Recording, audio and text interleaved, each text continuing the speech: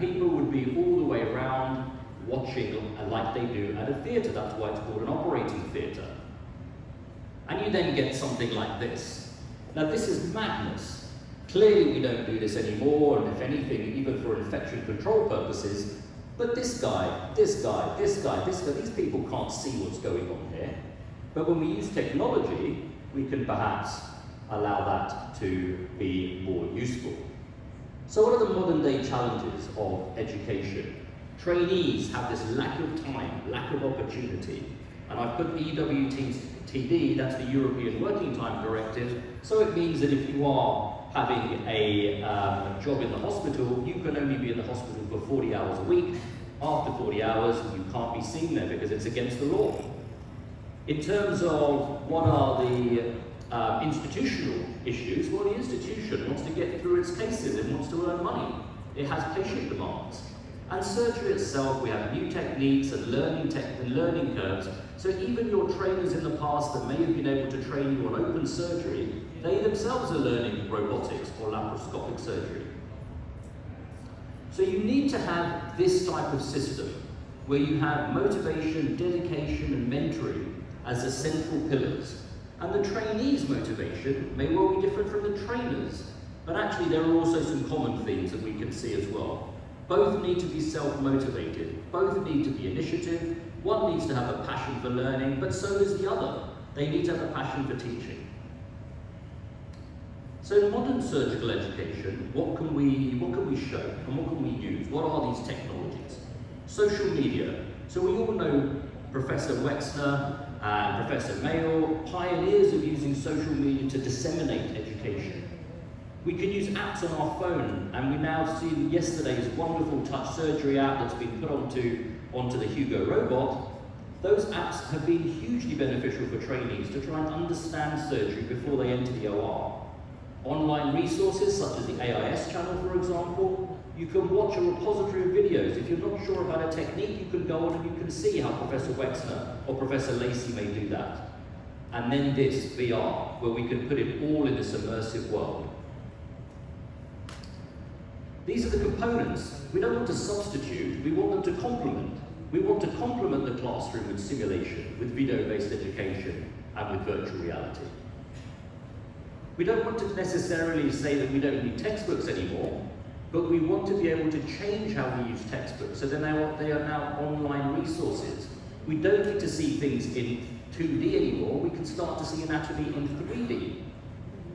You can take CT scans such as this and build beautiful anatomical models to better understand the anatomy. If you want to learn the vascular anatomy down the center of the body, this is much more useful than reading it in Snell or Last's anatomy.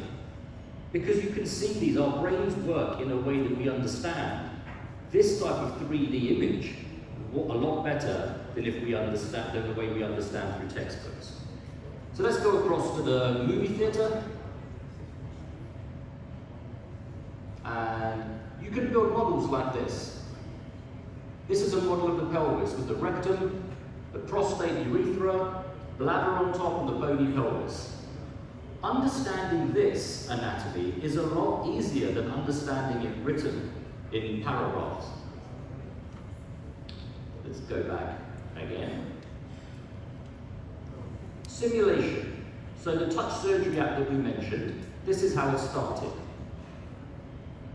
I'm not sure we can play this one here, so we'll move on to that. But we can use simulation. These guys use simulation. They have to use simulation. There is no practice in war. You're either in it or you're not in it, but they need to be able to simulate that situation. Fighter pilots, airline pilots all use simulators, and our simulators are getting better because they've improved so much more than what we were used to in the early 90s that we're able to develop virtual reality simulators with haptic feedback so you can really feel like you would if you were operating in the OR. Video-based surgical education. So what is that? Let's go over here again. Let's go back and see another video. So this is something that we've pioneered at the AIS channel. So the student can be sitting remotely. They can connect with their laptop directly into the OR, and they can see Antonio doing a TATME, and she can draw on the screen, and they can have a dialogue between. So she can understand what Professor Lacey is doing, why he's doing it. They can verbally communicate, but they can also communicate through telestration, and that's what this technology is called.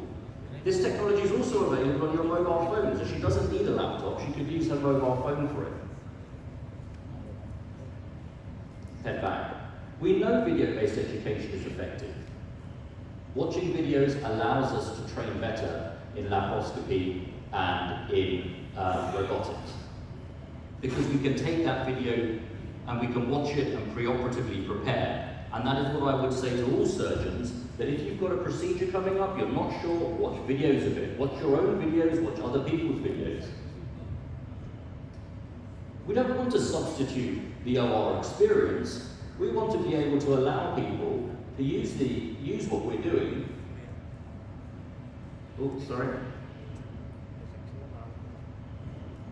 Oh, I can't go back, unfortunately. But we want to be able to allow our students and our peers and our trainees to come into the OR and be able to experience the same view. Now, this is a different type of headset. This is called a HoloLens or a HoloLens 2. So this is an augmented reality headset. And you'll now see the view that I would get through that headset. In a headset such as this, you can see the real world. At the moment, I can't see any of you.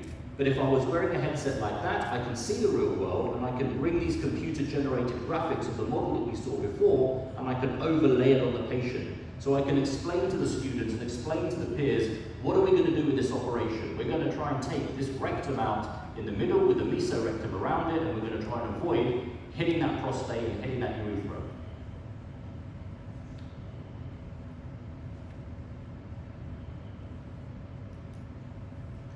So what do we need for this new platform? We need components that will complement the classroom.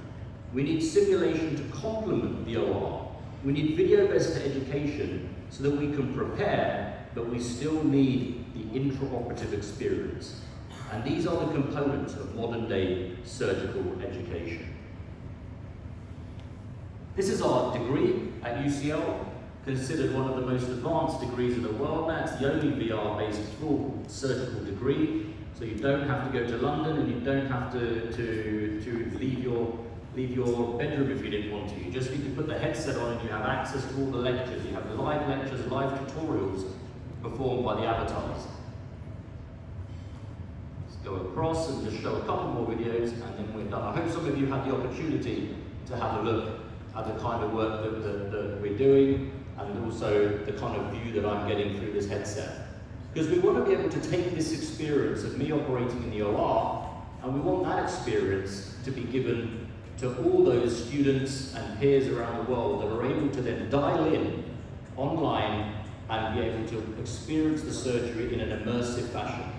And at the end of the presentation, I'm going to show a video. You won't be able to get the same effect that I'm getting in the headset, but you essentially are immersed into the console.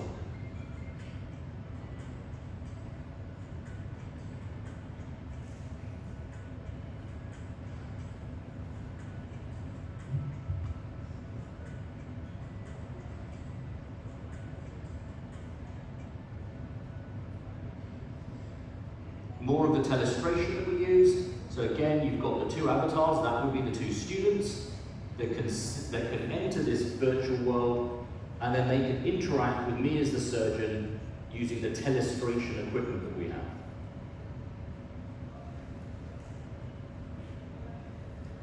Is that the last one? That's the last one. Okay, I hope you have enjoyed that whiz through the world of virtual reality.